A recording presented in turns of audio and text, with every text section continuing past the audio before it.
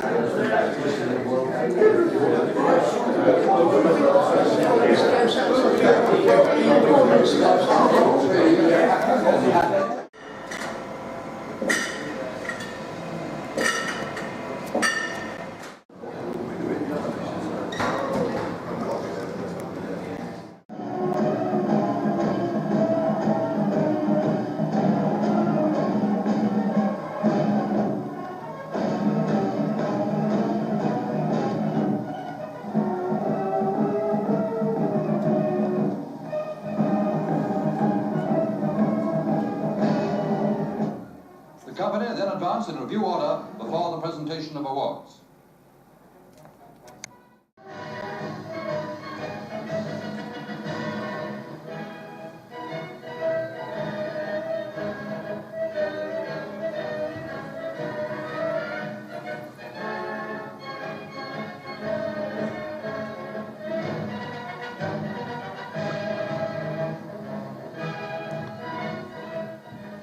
Now the Land Rover passes the Royal Air Force Regiment and enters the second lane, where the first group consists of apprentices and boys.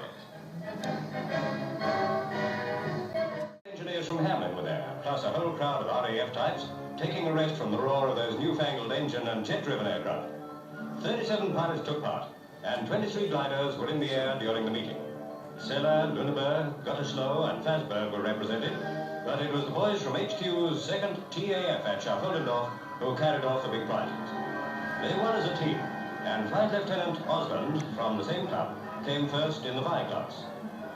They're waiting to cheer our two Mick the Millers, packed into half price. Watch Mac, he's tipped to win by a nose.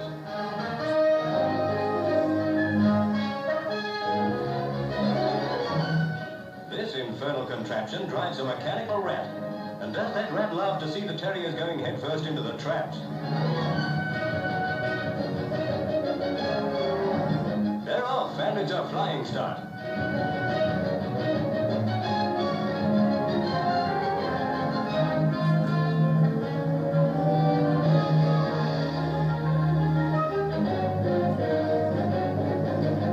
Beaten by 3 lengths, but Mac thinks he's nothing more than an outsider. Riding on horseback in the Great Parade was the Chief of the Air Staff, Air Chief Marshal Sir William Dixon, and other officers of Air Rank. Elsewhere in the procession were carriages bearing marshals of the Royal Air Force.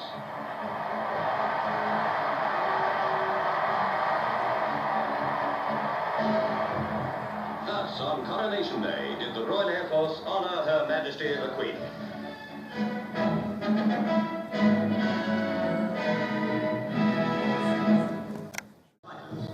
Behind are the letters and varsities used by the Royal Air Force for and transport crews.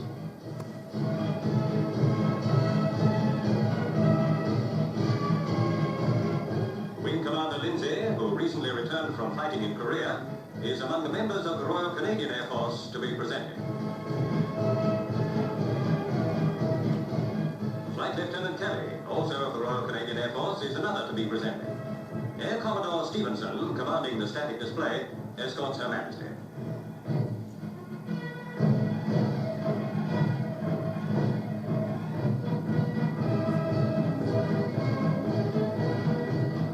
The Queen and the Duke spent about an hour touring the great static display and meeting many of the men of Her Majesty's Commonwealth Air Forces.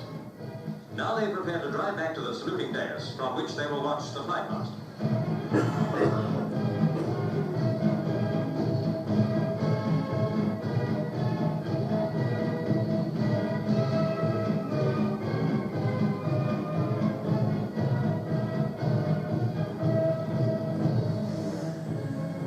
42,000 people have gathered at Odeum for the review, many of them foreign diplomats and attaches. On view to the public are not only the aircraft, but exhibits which show how great is the contribution of the men and women of the ground staffs to the fighting power of the Royal Air Force. This lifeboat is part of the equipment used for air-sea rescue.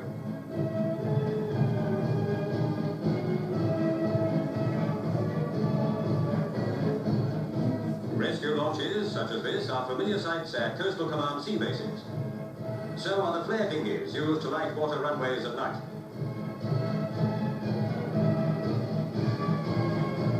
Yes, men of the Royal Air Force have to be jacks of all trades and masters of them all. Think of a career in City Street, and it's a safe bet that there's a similar job in the service. Engineers, teachers, mechanics, clerks, radio technicians, and many others, they're all catered for in the modern Royal Air Force, and their equipment is second to none.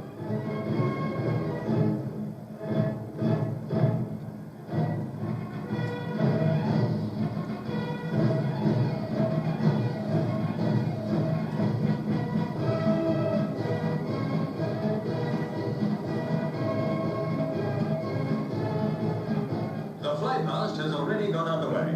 Varsity aircraft join the enormous aerial armada. From more than 40 different airfields all over Great Britain and Northern Ireland, over 600 aircraft of all types set course for Odeum.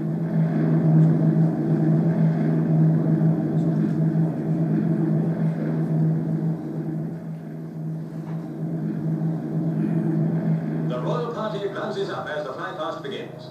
First comes a Sycamore helicopter trailing a Royal Air Force ensign. Chipmunks are next. These aircraft replace the Tiger Moth trainers. Now 12 Percival Prentices, still the standard basic trainer of the regular Air Force. The Duke raises his field glasses as some of the 45 Lincoln bombers fly past in tribute at a height of 1,900 feet.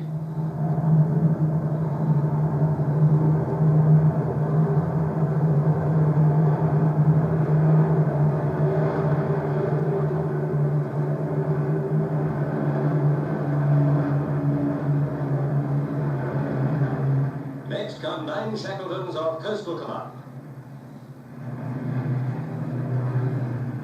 Now for the jets. First come Vampire fighters.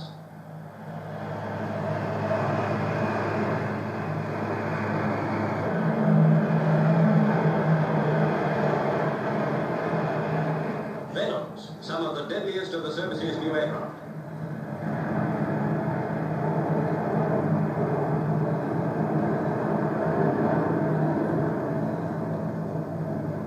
Now the Sabres, many of them flown by Canadian pilots.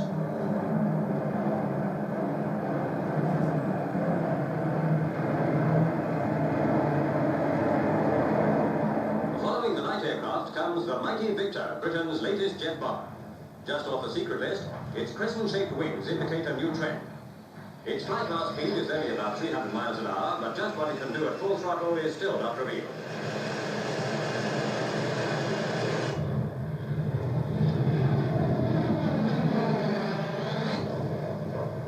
Now the Vulcan, the world's first 4-jet Delta Wing bomber, cruising at 1,200 feet. In final salute comes the swift F-4 at well over 650 miles an hour.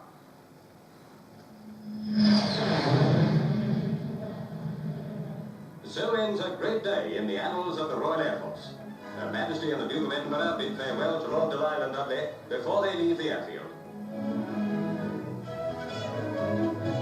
The men who fly and the men who keep them flying have paid a fitting tribute to Her Majesty Queen Elizabeth in this, her coronation year.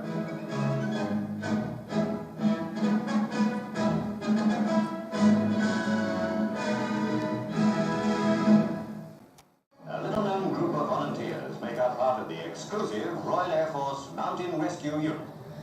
These are the clerks, the mechanics, the cooks, who might be called upon at any time to risk their lives for their fellow men. The occupants of a crashed plane, or more often a fallen climber.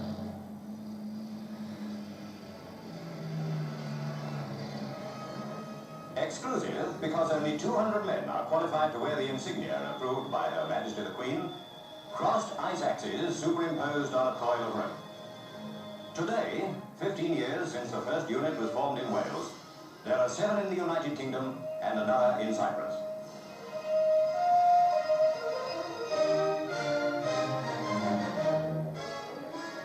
Members of the unit all do other jobs, with the exception of the sergeant in charge, who looks after the equipment while standing by.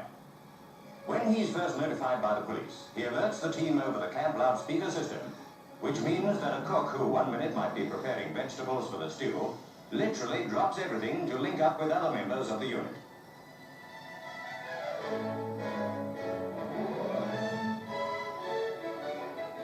Anyone who has an aptitude for climbing is given the opportunity of joining the rescue unit, which means that some men who had never seen a mountain before work side by side with men who gained their climbing experience in the Himalayas.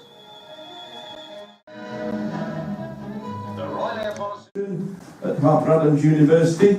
I'm sure you have all opened your envelopes and read the notes that I put in them. Yeah, of course you have. Well, good afternoon, gentlemen, and welcome to the 25th Annual General Meeting of the Royal Air Force Writers Association. 24. The 25th. 24. He's going to, because of his French background, spends his holidays in September. Of the Osborne Treasurer. Before I approach my presentation, I'd just like to let you know that the raffle, through all your generosity, raised £756. Wow. We're audited by David Kemp of 39th Entry Clerk Accounts, who's done a 100% audit. And I'll just... Good afternoon, gentlemen. It's nice to be with you again this year. As Graham alluded to earlier, the full membership stand at 1,062. That's those members who are currently paying full subs of £10. There are also 89 limited members, those members who, after constant reminders, letters, emails from me, both through the newsletter and the website, either still continue to pay the old subscription of £8 or haven't yet paid their 2018 subs at all. Good afternoon, gents. I don't usually bother with the microphone, as you know, but I've got a wee bit of a cold. And, thanks, Mel. Mel said, go for the sympathy vote. He says, let me get sorted out here, because that's for when I finish. Everybody at once. And that's for when I finish, and everybody wants. Just a couple of things in the preamble before I give my liaison report.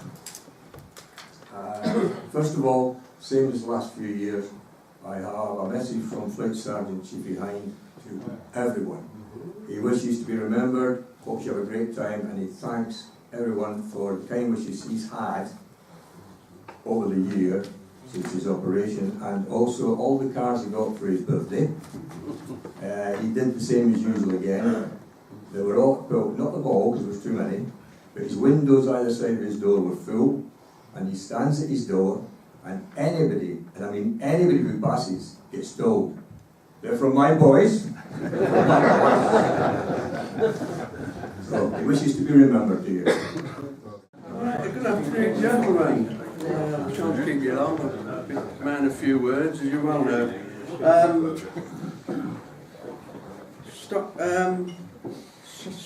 Sales of merchandise have been in decline, like everything else around here. We did a stock check of all association merchandise before the March committee meeting.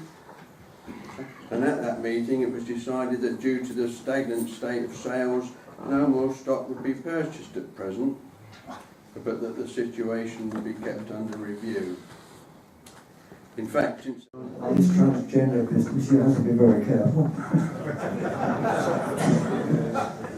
Well, I'd like to show a picture. I want us all, thank you very much, down here too. Forgive me my frog in my throat, coughs and splutters. Congratulations, Pip, from all of us on your British Empire medal. yeah.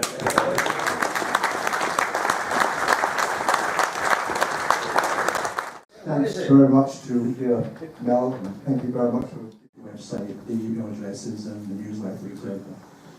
And we had hoped that we'd managed to do the same for the survey, and obviously from the comments I got earlier on that not everybody was actually aware of it. Okay. Can you all hear me? Yeah. Right, let's try it without that thing, because it gets distressing with two things going on at once. I can only do one thing at a time now. Right, first of all, before I actually proceed to closing the meeting, can I point out that what I was going to do at this point of the meeting was to announce your next senior boy. And he can't be here for medical reasons. And it should give you a clue immediately that I'm talking about the newsletter editor.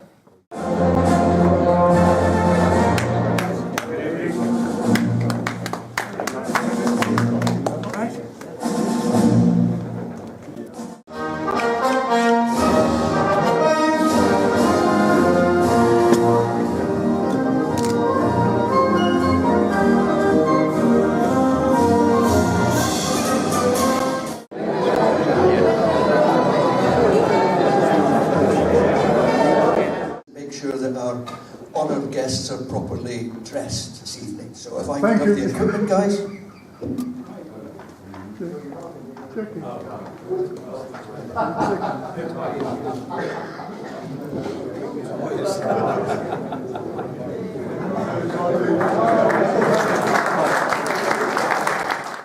Seriously? Yeah, I'm sure you can. Ladies and gentlemen, thank you, and welcome to the life of a working actor. Now, it's very strange, you know, when I first wrote those words down, a working actor, it made me realise what a very strange and strange oddity that really I am. And by that I mean, in our union, Equity, there are probably about 56,000 members, boys and girls, men and women, of all ages, of all shapes and sizes, and there's probably another 6,000 or 7,000 who are not members, because I don't know whether you're aware, within the acting profession you don't have to be a member of Equity to become an actor or an actress. And out of that 64,000 men and women, boys and girls, at any given time,